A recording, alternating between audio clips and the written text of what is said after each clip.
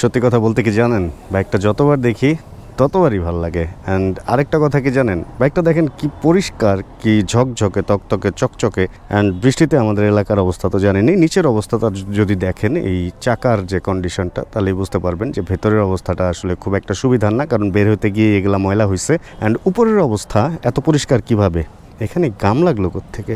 Sticker ছিল কোনো, maybe কোনো স্টিকার ছিল এখানে স্টিকার আসলো কোত্থেকে?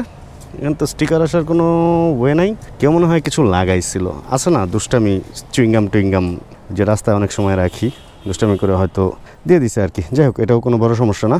এত ঝকঝকে এত তকতকে এই বাইকটা কিভাবে, এই যত্নটা আজকে আপনাদেরকে ভিডিওতে একটু শেয়ার করব।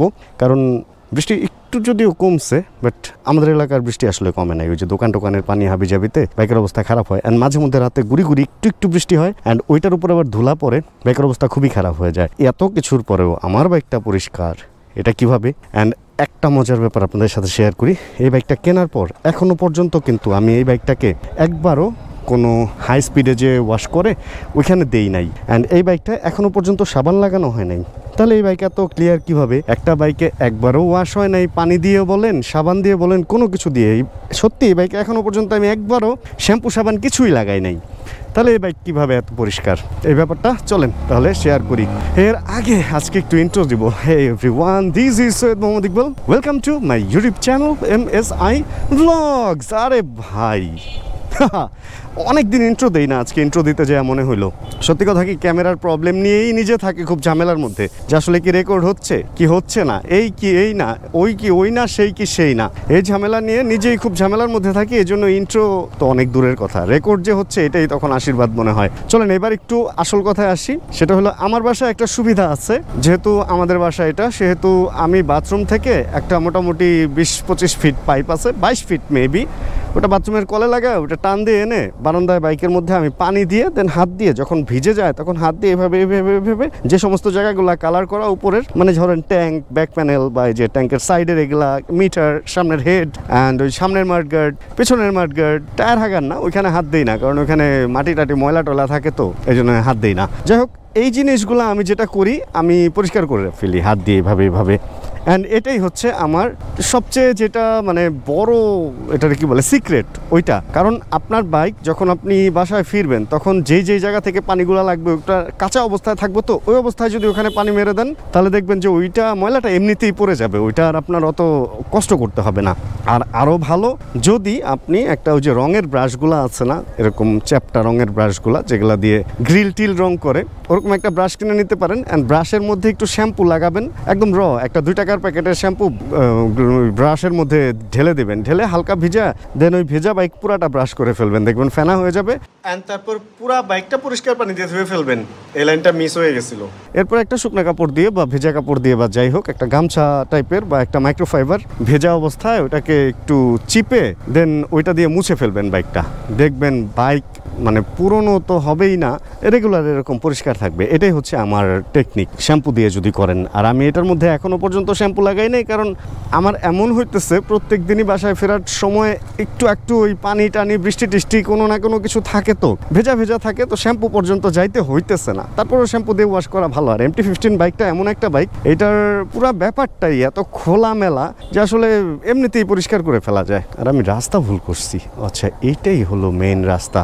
ঘটনা হচ্ছে, কালকে রাতে আমি যখন উত্তরা ফিরি, আমার ফিরতে অনেক দেরি হয়ে যায়। মেডিসিন শপ থেকে আমাকে ফোন দেয় 11:30 যখন ওরা বন্ধ করে। অ্যান্ড তখন আমি আগারগা বসে শামিম সহ আমরা সবাই মাছ খাইতেছিলাম। আমি ওষুধ মিস করছি, এই জন্য আজকে বাসা থেকে বের হয়ে ফার্স্ট যেটা কাজ, ওটা হলো আমি ওষুধগুলো কালেক্ট করবো অ্যান্ড আমার ব্যাগে রাখবো। আর আজকে আমার আরেকটু কাজ আছে, সেটা হলো আমি প্রতি সপ্তাহে বা 10 থেকে 15 দিনে একবার হচ্ছে চেইনটা চেক করি বা লুপ করি, এটা আমি করি। আর এখন যেহেতু বৃষ্টির দিন, এখন দেখা যায় রাস্তার ধুলা বালি কাদা এগুলো চেনে লাগতেছে, তো লুপটা ধুয়ে পড়ে যায়। মাটি এমন একটা জিনিস ভাই, এটা পয়সা যদি রাখেন মাটির নিচে, পয়সাও একদিন মাটি হয়ে যাবে।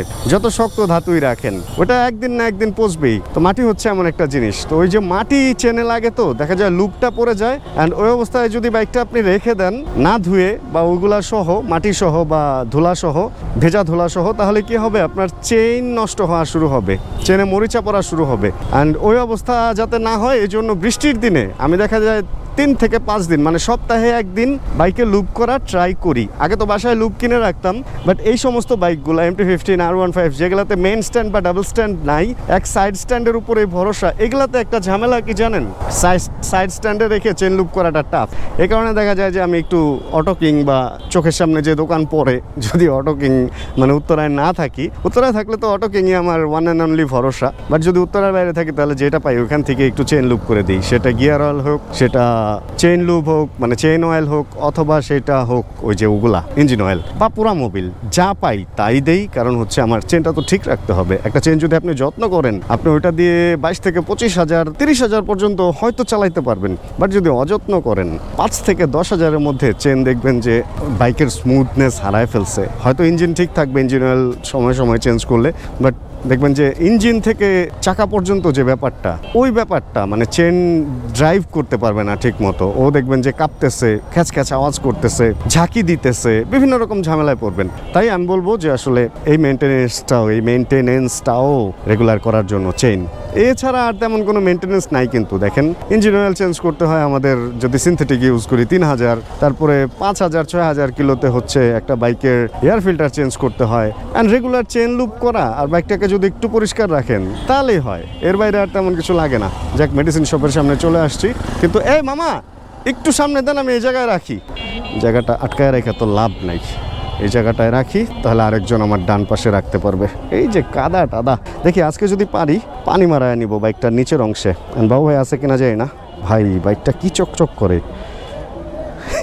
নিজেরই চোখ লেগে যাবে। আল্লাহ আমার বাইকে কারো চোখ লাগতে দিও না।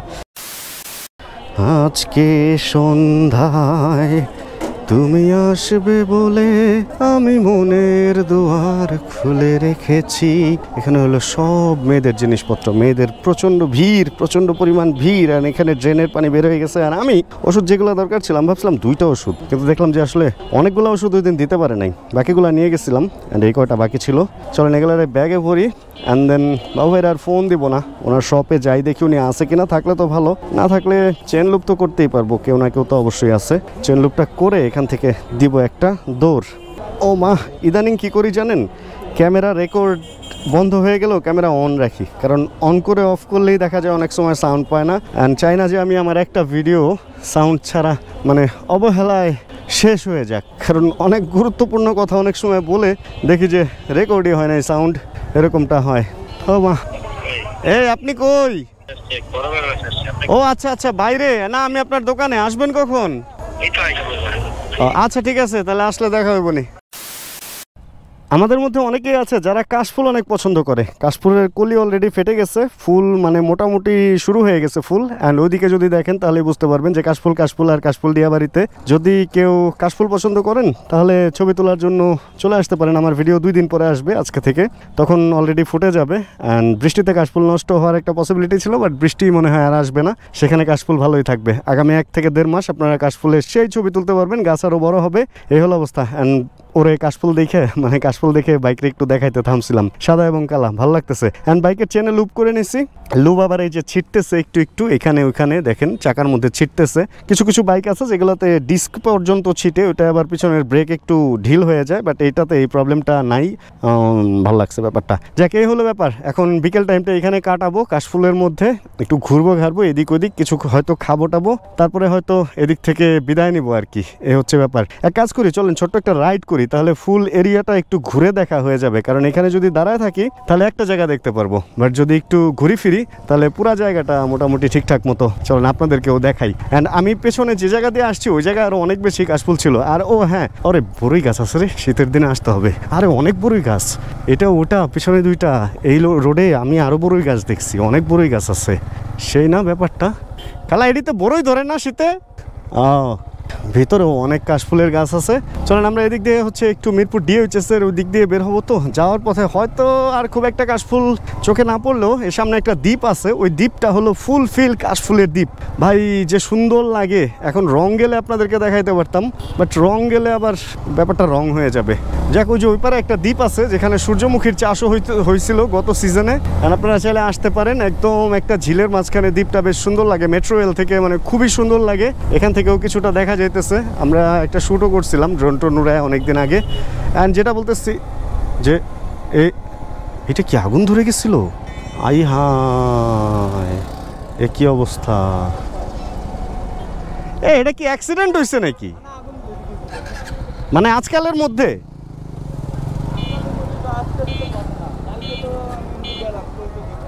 ও কালকে ছিল না, তার মানে আজকে বা রাতে হয়েছে। বললাম কালকে ছিল না, তার মানে রাতে হয়েছে বা আজকে হয়েছে। সর্বনাশ!